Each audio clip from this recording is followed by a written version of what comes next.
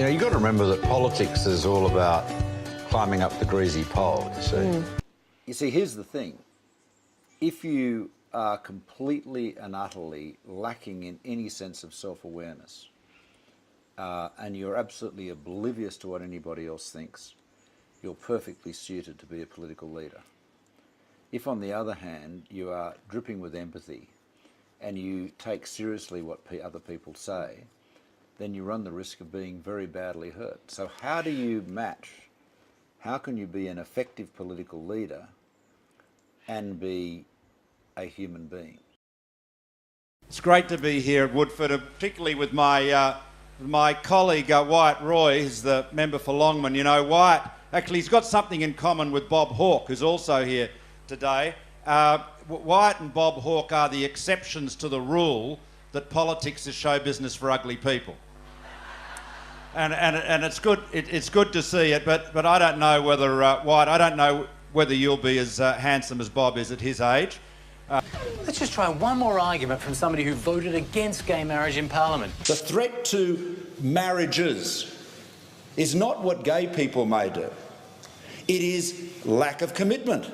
It is cruelty. It is indifference. It is adultery. It is all of those things. That does change my view of gay marriage. Will you marry me, Malcolm? But you know what it will lead to? What? If that happens, then you'll start, you know, looking favourably at small animals. He knows about this. Oh, no, Please, Malcolm. No, I want to spare both you and the animal kingdom.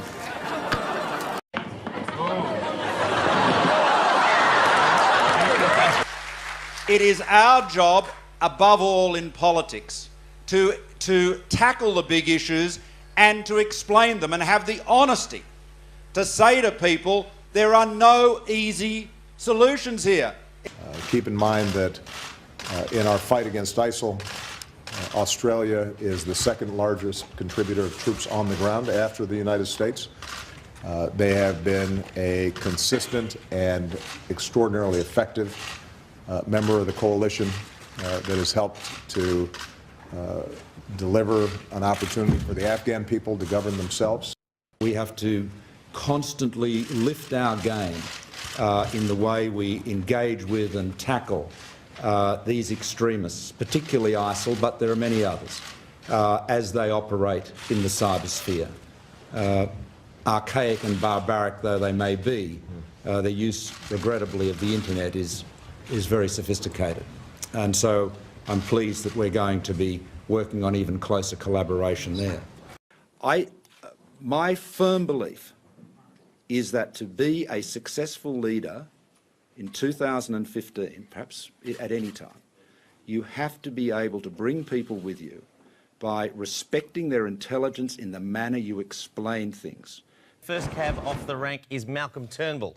Now, Malcolm's big problem is that for all his talents, he can't shake the perception that he's arrogant and superior. Yeah, and obviously that's something we can't fix. So we're focusing on something else, his MP travel allowance. Yeah, that's right. Now, under the rules, every Polly's entitled to $175 allowance a day to cover their accommodation costs when they're in Canberra. Now, Malcolm doesn't actually stay at a hotel, though. He stays in an apartment owned by his wife and gives the $175 to her. Fair enough. The Turnbulls need every cent they can get. They're only worth $100 million. Yeah, well, it was news to me that Lucy Turnbull was running a hotel in Canberra. So last time I was there, I tried to book myself a room. Who is this? It's Julian from The Chaser. I'm in Canberra for the night. Julian. Very good So to see nice you. of you. It's good. I'm in Canberra for the night and I Yes, need somewhere to stay. I wonder if I could lease this place from your wife. Is that all right? No, well, you know, my wife is very concerned about who I spend the night with. And Well, you're the type of fellow that I don't think you'd want to have in the Well, the place, only you problem know? is I've only got like about $100. And how much is it for you? No, it's not the money. It's not the money. $175 a night, isn't it? No, it's not the money, it's you see. Have you seen some of the good quality accommodation you can get around Canberra, Malcolm? Look at that. Budget in, that's less than $175 a night. Much better, very good service. Oh, adult films on demand? Well, that's obviously more to your taste. Right, OK. All right, well, I suppose you can afford it, can't you? But then again, you're not really paying for it. We're paying for it. Oh, look, that's a pathetic thing to say. Oh, come on. I could sleep under that tree. It doesn't matter where I stay. The government pays me the same amount, right? I just think the landlord's not giving you a good deal. I just reckon you should negotiate with That's between me and the landlord. Right, OK. Well, so you're going to turf me out? Where am I going to stay? No, I think you should go. I think clearly the adult films is what you need, and you should go somewhere else. It's the Canberra budget in. Well, at least one of us is looking after the budget then. Okay. See ya. He was the brilliant young barrister and merchant banker who took the Liberals by storm. 4 years. What took you so long? But his perfect world was about to fall apart forever. This summer, one man, one email.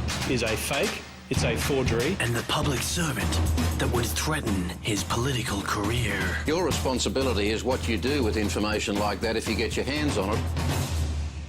Coming soon. Is this the showdown that you have to have? All the infighting. I'm sure someone else would run the party better. All the policies. I will not be supporting the bill under any circumstances. All the loyalty. Malcolm has my absolute support. In the political thriller you just can't avoid. Political fortunes can change quickly.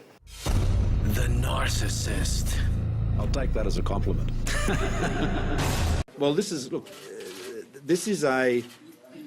we are a parliamentary system. You know, we are a Westminster system, or Washminster, some political scientists call us.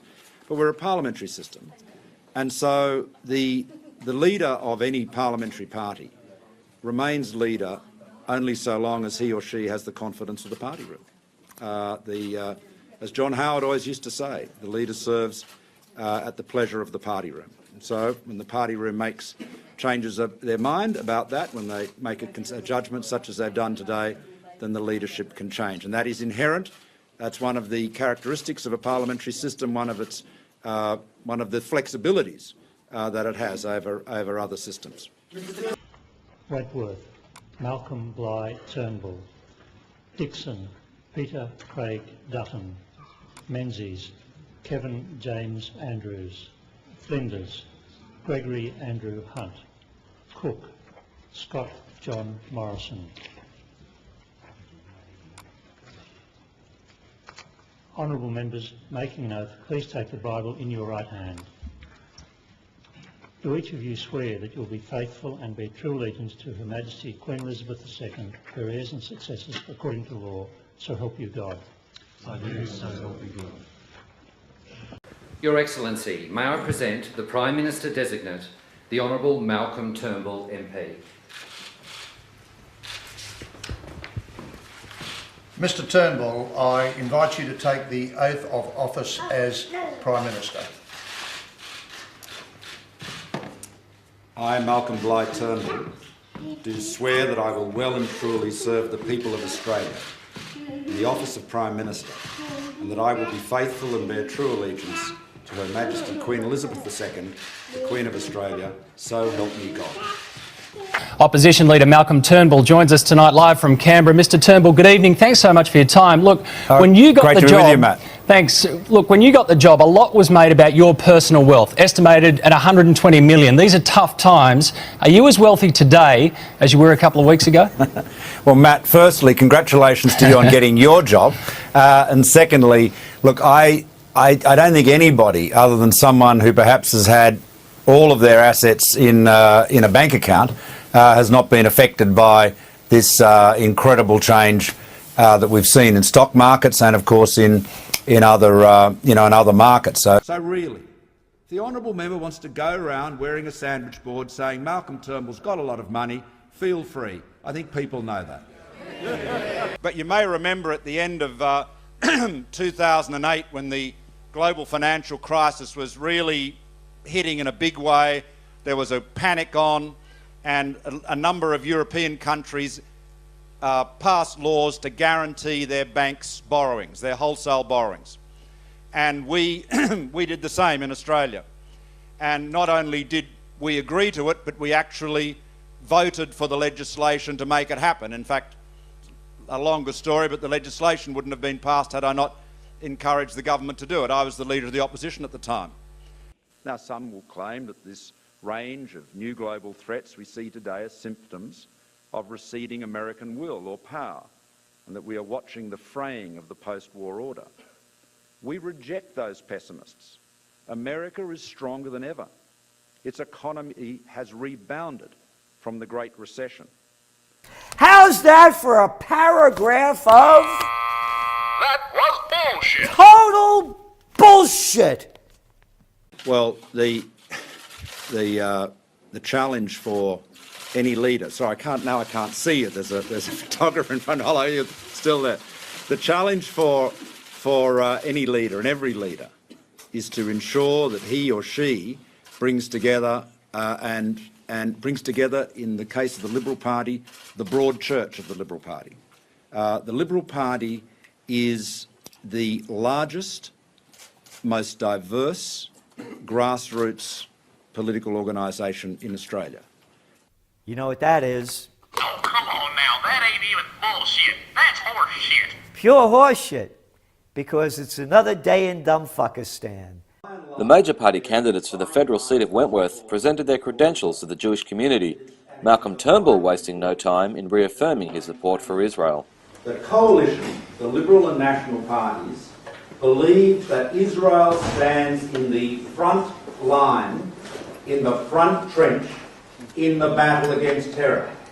A battle that we cannot afford to lose. And we are shoulder to shoulder with Israel in that battle. It is absolutely vital that we in Australia, as one of Israel's few, sadly, absolutely unequivocal allies, gives the State of Israel that unequivocal support. And it's particularly important right now, today, as you reflect on the fast of Tisha B'Av, on the security of Israel. The territory of the State of Israel is just a pocket handkerchief of land. So little space between the border with the West Bank and the sea. So little, no real strategic depth in which to defend itself. Israel faces existential threats that we in Australia cannot even begin to comprehend.